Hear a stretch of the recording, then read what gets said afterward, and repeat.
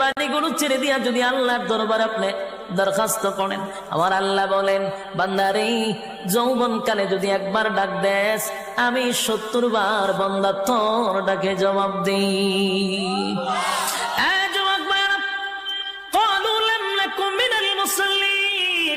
যারা দুনিয়ার জমিনে মুসল্লি ছিল না তারাই তো জাহান্নামী, এক নম্বরে জাহান্নামে যাওয়ার কারণ। আল্লাহর নবী বলেন উম্মতেরারে হাশরের মাঠে যদি হিসাব হয় আউয়ালু মা ইউহাসাবু বিহিল আবদু ইয়াউমাল কিয়ামাতিস সালাহ, কিয়ামতের ময়দানে সর্বপ্রথম হিসাবটা হবে নামাজের। বলুন কিসের? 1 নম্বর হিসাব হবে নামাজ।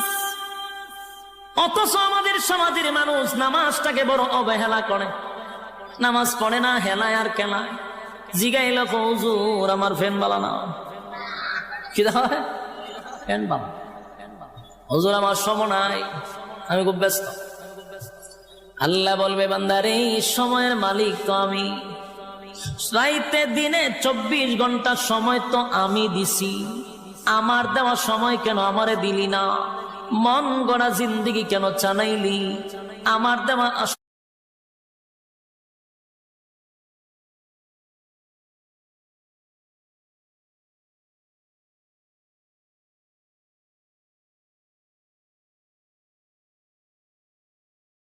সব মাদ্রাসার মুহতামিম যদি বলে আসেন না নামাজে যাই, উত্তর দেয় হুজুর সময় নাই।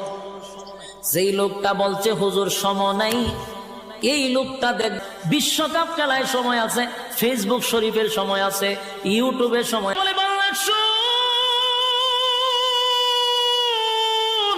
আমার দেওয়ার সময় আমার দিলি না,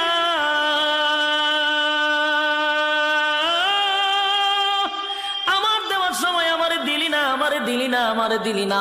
1 নম্বর কারণ হবে জাহান্নাম। ক্বালু লাম নাকু মিনাল মুসাল্লিন, জাহান্নামীরা চিৎকার দিয়া বলবে ও জান্নাতীরা।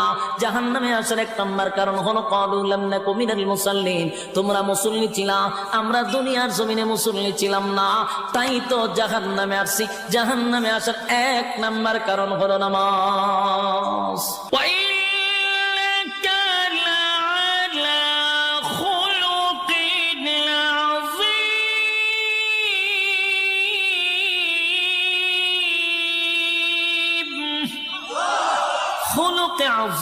আল্লাহ